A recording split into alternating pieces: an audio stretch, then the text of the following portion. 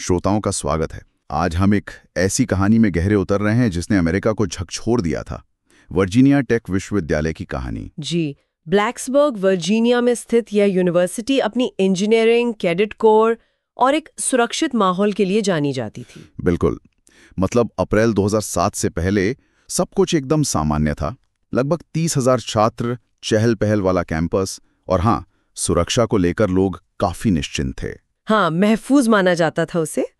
लेकिन फिर आया 16 अप्रैल 2007 का वो दिन। और कुछ ही घंटों में वो पूरा माहौल, वो पूरी धारणा बदल गई।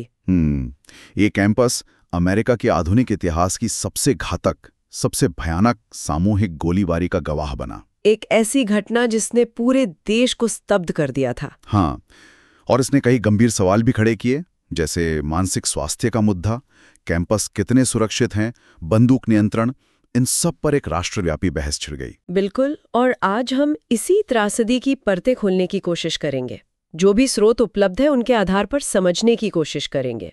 हमारा मकसद यही है कि उस दिन क्या हुआ, क्यों हुआ, उसके पीछे की वजहें क्या थीं और उसके क्या नतीजे निकले, इस पर बात करें। हाँ, और हमारा जोर तथ्यों पर रहेगा। उपलब्ध जानकारी के आधार पर एक पूरी तस्वीर बनाने की कोशिश करेंगे ताकि इस दुखद घटना से मिले सबक को समझा जा सके।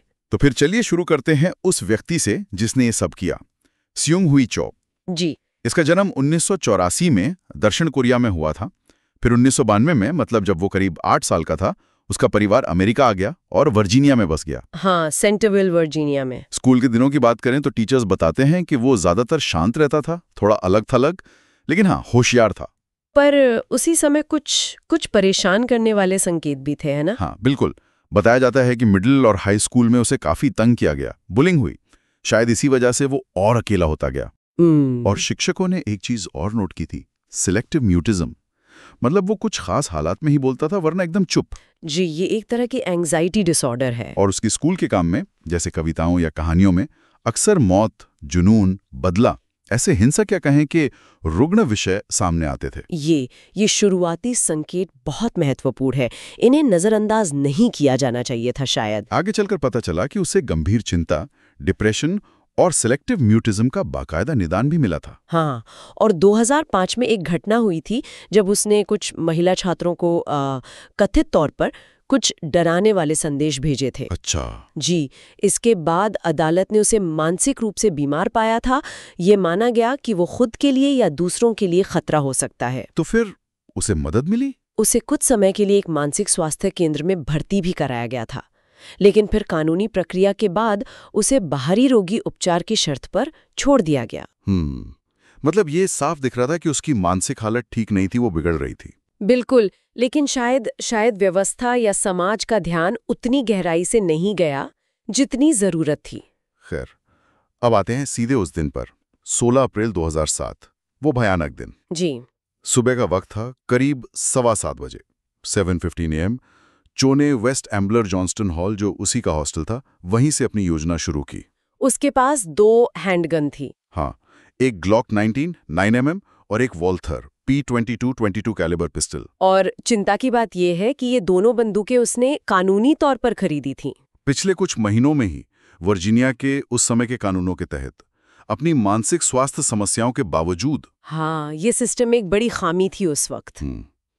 तो उसने हॉस्टल की पहली मंजिल पर पहले 2 लोगों को निशाना बनाया, एक छात्रा एमिली हिल्शर और एक रेजिडेंट एडवाइजर रेयान क्लार्क, जो शायद मदद करने आए थे। दोनों की वही मौत हो गई, गोली मारकर हत्या कर दी गई। इसके बाद वो हॉस्टल में ही था, लेकिन अजीब बात है कि वो किसी की खास नजर में आए बिना वहां से निकल गया। यहीं पर वो बात आती है जिसकी बाद में बहुत आलोचना हुई। अलर्ट में देरी। हाँ, हॉस्टल में ये हत्याएं सुबह 7:15 बजे के आसपास हुईं, लेकिन पूरे कैंपस को किसी भी तरह की चेतावनी या अलर्ट करीब 2 घंटे तक जारी नहीं किया गया। 2 घंटे? क्यों? ऐसा लगता है कि अधिकारियों ने शुरू में इसे कोई अकेली सीमित घटना माना, शायद कोई आपसी झगड़ा या कुछ ऐसा। और इसका नतीजा ये हुआ कि सुबह 9 बजे के बाद भी हजारों छात्र कैंपस में घूम रहे थे, क्लास के लिए जा रहे थे। उन्हें पता ही नहीं था कि कितना बड़ा खतरा मंडरा रहा है। ये तो बहुत बड़ी चूक थी। बिल्कुल, ये देरी बाद में जांच का एक मुख्य विषय बनी। शायद उस समय के प्रोटोकॉल ऐसी स्थिति के लिए तैयार ही नहीं थे। खैर, हॉस्टल की घटना के लगभग 2 घंटे बाद सुबह करीब 9:40 पर चो कैंपस के दूसरे कोने में पहुंचा, नॉरिस हॉल। इंजीनियरिंग और साइंस की बिल्डिंग। हाँ, वहां पहुंचकर उसने बिल्डिंग के मुख्य दरवाजों को अंदर से चेन से बंद कर दिया ताकि कोई अंदर ना आ सके और शायद बाहर निकलना भी मुश्किल हो जाए। उसके पास काफी गोला बारूद था। जी। फिर उसने नॉरिस हॉल के दूसरे फ्लोर पे क्लासरूम्स को निशाना बनाना शुरू किया। वो एक-एक कर कमरों में घुस रहा था और अंधाधुंध फायरिंग कर रहा था। कमरा 206 में जर्मन क्लास शुरू होने वाली थी। छात्र इंतजार कर रहे थे। वो अंदर घुसा और कई लोगों को तुरंत मार डाला। चश्मदीद बताते हैं कि वो बहुत शांत था, एकदम व्यवस्थित तरीके से। एक क्लास से दूसरी क्लास, गलियारों में जो भी सामने आया उसे गोली मारता गया। हाँ, कई गवाहों ने उसके इस शांत, लगभग रोबोटिक व्यवहार का जिक्र किया है। कोई चिल्लाना नहीं, कोई नारा नहीं, बस गोलियां। इससे लगता है कि ये सब कितना पूर्व नियोजित था। बिल्कुल। नॉरिस हॉल के अंदर उसने करीब अंदाजा है कि 150 से 200 राउंड फायर किए। और ये सब कितनी देर में हुआ? सिर्फ 9 से 11 मिनट के अंदर। सिर्फ 9-11 मिनट में इतनी तबाही? जी। छात्र, प्रोफेसर, वो सब अपनी जान बचाने की कोशिश कर रहे थे, हताशा में। हाँ, कुछ लोग डेस्क के नीचे छिपे, कुछ ने खिड़कियों से कूदने की कोशिश की। सुना है कई कमरों में छात्रों और प्रोफेसरों ने मिलकर दरवाजों को अंदर से ब्लॉक करने की कोशिश की। जी, कुर्सियां, मेजें, जो मिला दरवाजे पर अड़ा दिया। और प्रोफेसर लिवियो लेब्रेस्को की कहानी? हाँ, वो एक हॉलोकॉस्ट सर्वाइवर थे। उन्होंने दरवाजा पकड़कर छात्रों को भागने का मौका दिया और इस कोशिश में उनकी जान चली गई। एक असली हीरो। अकल्पनीय साहस। बिल्कुल। उस दहशत के बीच भी ऐसी मिसालें देखने को मिली। छात्रों का एक दूसरे को बचाना, प्रोफेसरों का खतरा मोल लेना, ये दिखाता है कि मुश्किल हालात में भी इंसानियत जिंदा रहती है। आखिरकार पुलिस नॉरिस हॉल के अंदर पहुंची। हाँ, जैसे ही पुलिस दूसरी मंजिल पर उसके करीब पहुंची, सुबह करीब 9:51 बजे चो ने खुद को सिर में गोली मार ली। आत्महत्या कर ली। जी। पुलिस जब अंदर गई तो मंजर भयावह था। क्लासरूम गोलियों से छलनी, हर तरफ खून, तबाही। कुल कितने लोग मारे गए? कुल 32 लोगों की हत्या हुई, 2 हॉस्टल में और 30 नॉरिस हॉल में। और घायल? 17 अन्य लोग घायल हुए। मरने वालों में अमेरिका के अलग अलग राज्यों के छात्र थे, कई अंतर्राष्ट्रीय छात्र भी थे। ये वर्जीनिया टेक की विविधता को भी दिखाता है। हाँ, भारत, इजराइल, पेरू, इंडोनेशिया, कई देशों के छात्र इसका शिकार बने। घटना के बाद क्या हुआ, मतलब पुलिस की प्रतिक्रिया? प्रतिक्रिया तेज थी। कैंपस को तुरंत लॉकडाउन किया गया। स्वाट टीम, एम्बुलेंस, बड़े पैमाने पर ऑपरेशन चला। घायलों को अस्पताल पहुंचाया गया, इमारतों को खाली कराया गया, सुरक्षित किया गया। और जांच में क्या सामने आया? जांच में वही बात फिर सामने आई कि बंदूकें कानूनी तौर पर खरीदी गई थीं। वर्जीनिया के कानून में उस वक्त वो खामी थी कि मानसिक स्वास्थ्य की जानकारी गन खरीदने की बैकग्राउंड चेक से पूरी तरह जुड़ी नहीं थी। और मकसद? क्या उसने कोई नोट छोड़ा? कोई स्पष्ट सुसाइड नोट नहीं मिला जिसमें सीधे सीधे मकसद बताया गया हो। लेकिन उसके कमरे से काफी सामान मिला था, है ना? लिखा हुआ। हाँ, काफी लिखित सामग्री मिली, कविताएं, नाटक, कहानियां। और उसने घटना वाले दिन ही, मतलब दोनों हमलों के बीच के वक्त में, मीडिया को एक मल्टीमीडिया पैकेज भी भेजा था। उसमें क्या था? उसमें तस्वीरें थीं, वीडियो थे और एक लंबा सा घोषणा पत्र जैसा कुछ था। इन सब में समाज के प्रति बहुत गहरा गुस्सा था। अमीरों के खिलाफ, जिन्हें वो विशेषाधिकार प्राप्त मानता था, उनके खिलाफ नफरत थी, बदला लेने की हिंसक कल्पनाएं थीं। वो खुद को एक तरह से शहीद के तौर पे पेश कर रहा था। हाँ, कुछ वैसा है। वो खुद को सताया हुआ महसूस करता था और दुनिया से बदला लेना चाहता था। मनोवैज्ञानिक विश्लेषण में पैरानॉइड पर्सनालिटी ट्रेट्स के लक्षण दिखे, मतलब दूसरों पर शक करना, भरोसा न करना, ये प्रवृत्ति बहुत ज्यादा थी। और गंभीर डिप्रेशन और एंजाइटी तो थी ही। तो क्या ये माना जाए कि वो समाज से, खासकर उन लोगों से जिन्हें वो सफल या खुश समझता था, बदला लेना चाहता था, भले ही उसका पीड़ितों से कोई सीधा झगड़ा ना हो? हाँ, संभवतः यही लगता है। मकसद पूरी तरह कभी साफ नहीं हो पाया, लेकिन ये सारे टुकड़े जोड़कर देखें तो यही तस्वीर उभरती है।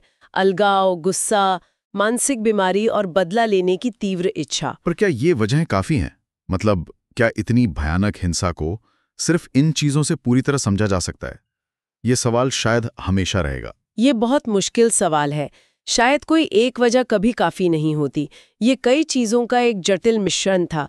उसकी अपनी मानसिक स्थिति, समाज से कटा हुआ महसूस करना, शायद स्कूल में हुई बदमाशी, हिंसक विचारों में खोए रहना और साथ ही सिस्टम की विफलताएं भी थीं। जैसे उसे समय पर सही मदद न मिलना। हाँ, या फिर उसे हथियार खरीदने से न रोक पाना। ये सब मिलकर एक भयानक नतीजे तक ले गए। इस घटना की खबर तो तुरंत दुनिया भर में फैल गई होगी। बिल्कुल, 24 घंटे न्यूज़ चैनल लाइव रिपोर्टिंग कर रहे थे। बचे हुए लोगों की इंटरव्यू, वो बहुत दर्दनाक थे। और उस समय सोशल मीडिया भी उभर रहा था। हाँ, ट्विटर, फेसबुक पर भी लोग लगातार अपनी प्रतिक्रिया दे रहे थे। इसने मीडिया की नैतिकता पर भी सवाल खड़े कर दिए थे। किस तरह के सवाल? जैसे, क्या पीड़ितों के नाम उनके परिवारों को सूचित करने से पहले ही जारी कर देने चाहिए? रिपोर्टिंग में सनसनीखेज होने और पीड़ितों के सम्मान के बीच संतुलन कैसे रखा जाए, ये बहस भी छिड़ी थी। और इस मीडिया कवरेज ने, जैसा आपने पहले कहा, राष्ट्रीय बहस को तेज कर दिया, खासकर 3 मुद्दों पर। बंदूक नियंत्रण? हाँ, कैसे कोई व्यक्ति जिसे मानसिक स्वास्थ्य समस्याओं के लिए इलाज की जरूरत बताई गई हो, वो कानूनी तौर पर बंदूकें खरीद सकता है। दूसरा, मानसिक स्वास्थ्य देखभाल? जी, खासकर कॉलेज कैंपस में। क्या छात्रों को सही समय पर सही मदद मिल पा रही है? क्या इस पर और ध्यान देने की जरूरत है? और तीसरा, कैंपस सुरक्षा? बिल्कुल।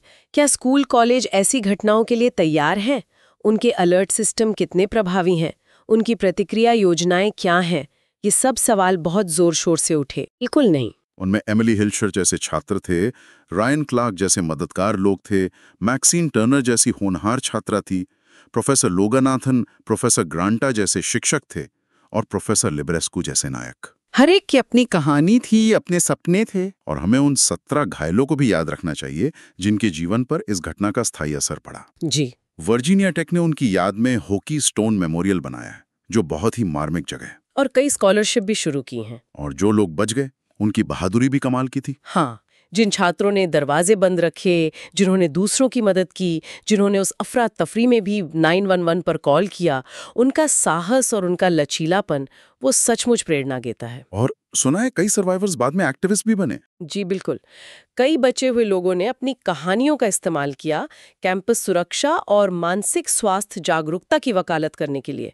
ये उनकी ताकत दिखाता है। इस त्रासदी का असर सिर्फ बहसों तक ही सीमित नहीं रहा, कुछ ठोस बदलाव भी हुए हैं, है ना? हाँ, काफी महत्वपूर्ण बदलाव हुए कानूनी और नीतिगत स्तर पर। जैसे कि बंदूक कानूनों में? जी, वर्जीनिया में और कुछ हद तक संघीय स्तर पर भी कानूनों को सख्त किया गया। खासकर मानसिक स्वास्थ्य रिकॉर्ड को national instant criminal background check system यानी NICS में बेहतर तरीके से शामिल करने पर जोर दिया गया। और कैंपस सुरक्षा को लेकर? उसमें तो बहुत बड़े बदलाव आए। देश भर के विश्वविद्यालयों ने अपने इमरजेंसी अलर्ट सिस्टम अपग्रेड किए। अब टेक्स्ट मैसेज, ईमेल, कैंपस के सायरन, सोशल मीडिया, इन सब का इस्तेमाल तुरंत चेतावनी देने के लिए होता है। पहले शायद इतना व्यापक नहीं था। नहीं, बिल्कुल नहीं। इमारतों को लॉक करने की नीतियां बदली, कैंपस में कौन आ जा सकता है उसको नियंत्रित करने के तरीके बदले गए। और मानसिक स्वास्थ्य सेवाओं का क्या हुआ? उस पर भी काफी ध्यान दिया गया। छात्र परामर्श सेवाओं को बढ़ाया गया और एक बहुत महत्वपूर्ण चीज हुई, थ्रेट असेसमेंट टीमों का गठन।